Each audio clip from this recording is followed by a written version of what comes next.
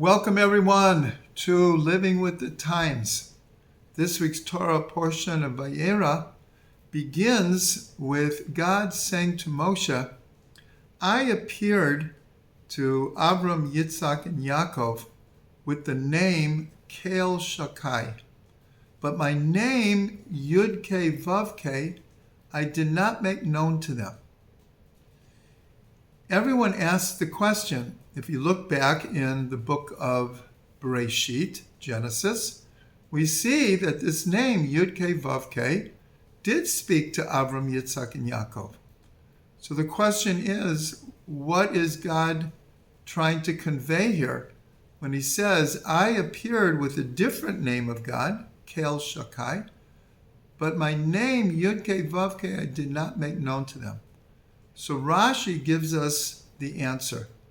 And he says that in many places in the Torah, when the name Yud-Kei Vav-Kei appears, what it means is that God promises and he fulfills. So God promised Avram, Yitzhak, and Yaakov that their descendants would inherit the land of Israel forever. And yet here, Israel is in slavery in Egypt. And so God comes and says that I only appeared in an expression of giving a promise, but now I'm going to fulfill it. And so when we come out of Egypt, even though it ended up with 40 years of wandering in the desert, but eventually we did come into the land of Israel. But as soon as we came out of Egypt, Amalek, our archetypal adversary, our enemy, attacked us. And Moshe sent Yoshua to fight the war. And when it was over, so Moshe said, the hand of God is on his throne, and there will be a war between God and Amalek from generation to generation.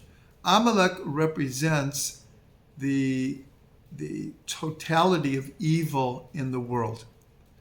And so Rashi, another very important Rashi, when Moshe says the hand is on the throne of God, so in the text, the word for throne is missing a letter.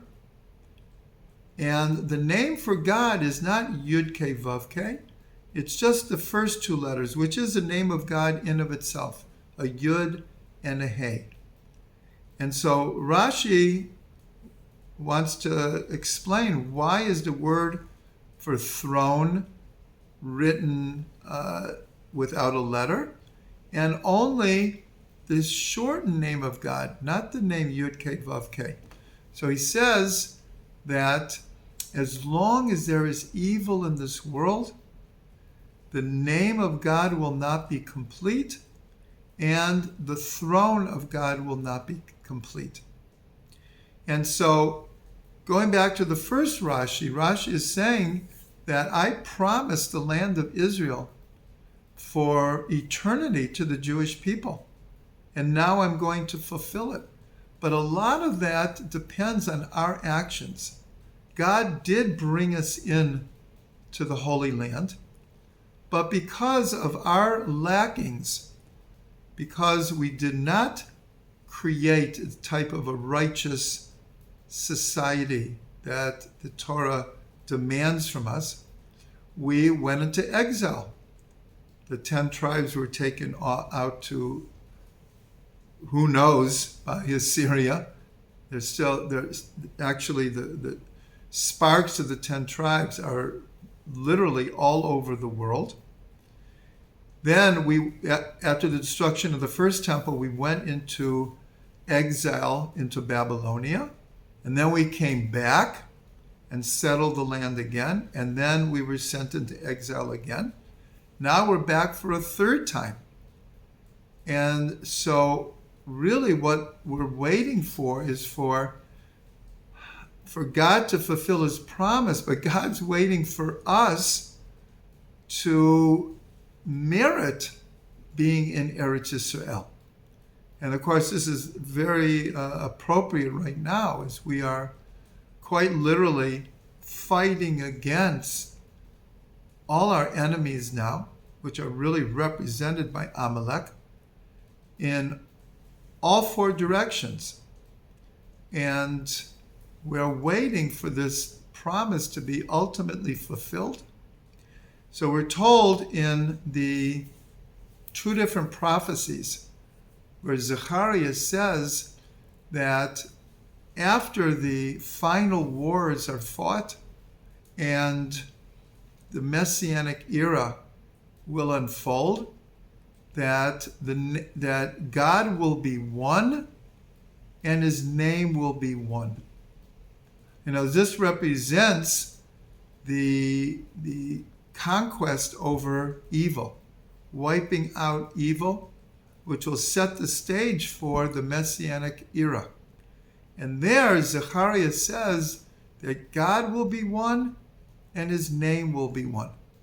And the great prophet Isaiah said, Malah ha'aretz deya et Hashem kamayim liyam michasim, that the knowledge of God will cover the world like the waters cover the sea.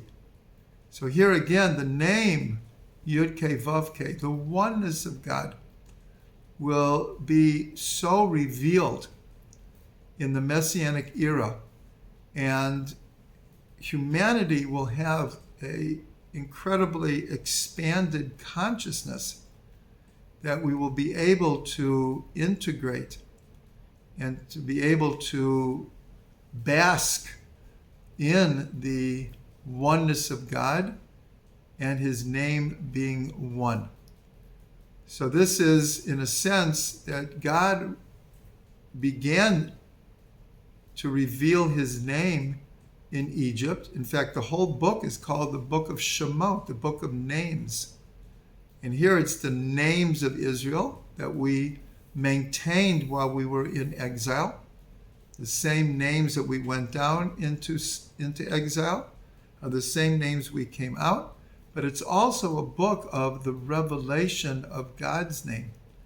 But we are still waiting, really, for the name of God to be complete, meaning revealed in a way that not only will we accept it and acknowledge it, but the whole world will accept and acknowledge the oneness of God.